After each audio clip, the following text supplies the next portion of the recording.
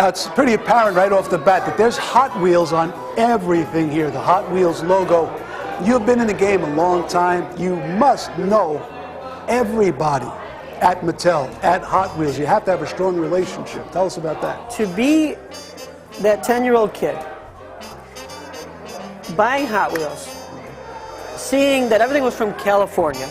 I mean, California was the thing. Oh, yeah. To write letters to Mattel, and they would send me stuff at 10 years old, to having my books and calling up people at Mattel, and they know who I am. Right. Are you kidding me? It's like I died and went to heaven. Yeah, yeah. But it didn't start out that way. When we first decided to do the book, Mattel wasn't involved. We were just going to do the book and no Hot Wheel logo, just Mike Zarnock's variations. And when my editor Paul Kennedy called me, and he says, "Mattel's coming on board." So what do you mean Mattel's coming on board? He says, "Yeah, they're gonna sanction the book. They're gonna authorize your book." Very cool. So in my room at home, I have a picture of the first book without the Hot Wheels flame, and the one licensed by Mattel with the flame. I mean, it's just amazing that Hot Wheels and me, just like I said, growing up, being a super Hot Wheels collector, right. I got the collector kit. I was probably the first guy to get the collector kit because I used to write them letters all the time. I never sent that $1. Just one day it showed up at my house. It was amazing. So to be that kid and then end up today knowing all the people that I know at Mattel, Chris Parker and Carson Lev, and it's just amazing that they call me, I call them. Yeah. It's a total dream come true. Well, you've got to see yourself as an asset to the hobby, and the fact that you are a collector. You're out there in the trenches. These guys are still in the corporate world. They're getting input from you.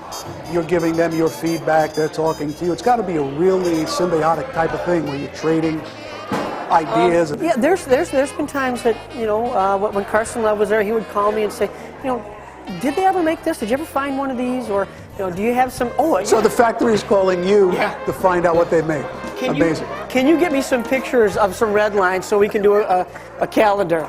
So I am so honored to have that kind of relationship with them, and to have them call. We were talking one day about the drag strip Demon line, right. And I said, how cool it would be to do my old race car, and they just blew it off. We blew it off, and like a week later, Mark Morse calls me and says, "Were you serious about doing your old race car as the drag strip Demon?"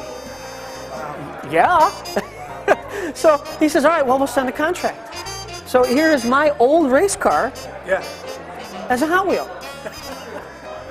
It's just amazing. It's got to be a great feeling. I'm telling you, just to be able to do the things that I do with my hobby, I never ever thought that it would be like that.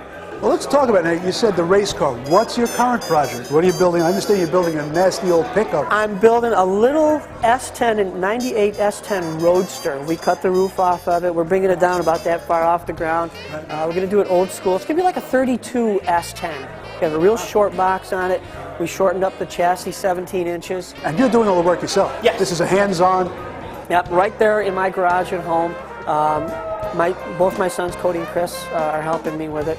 We're going to do 327 automatic, tunnel ram, 2 deuces. I mean, just really, really cool old stuff. It's a grocery getter. Yeah, throw the stuff in the back. But yeah, and we're talking about maybe doing the alternate again. Nice. So if I can find a chassis, or actually a body, and I'll build the chassis, and we'll go that way. I know where there's an old Hemi sitting right now in a really short chassis, and I'm working on trying to buy it. Don't tell my wife if she's around here anymore. Never say a thing, man. But yeah, I'm working on that. So there's always some projects going on. Now, what's the future of Hot Wheels as you see it? Do you see this going on for years and years? I see so many things in the future right now for Hot Wheels collectors, the books, TV stuff. There's just the younger generation is coming up still in love with Hot Wheels, and you can see the changes. Like I said earlier about the muscle cars that we grew up with, the AC Cobras, the Super V 6-packs. Mattel is now doing the Super V 6-packs in the Challengers and things like that, but they're also doing the tuner cars for the kids. Right. So the younger generation is having their muscle cars, Right. whatever they are, and it's coming that way. So It's translated. I see it growing and growing and growing. So Maybe we'll see hybrid Hot Wheels someday. And it's a great hobby. It's amazing to me when we come, we see the depth of it, and the most impressive thing is how much you know about this and how in tune you've been with this particular branch of the hobby all your life. It just happened to be like second nature. I soaked up. Ask me what I had for lunch, I have no idea. But ask me about a car from 1975, I can tell you what it is. You got it, yeah. Well, let's have a walk around. There's some interesting sights around. There's a lot of cool stuff here, so let's go check it out.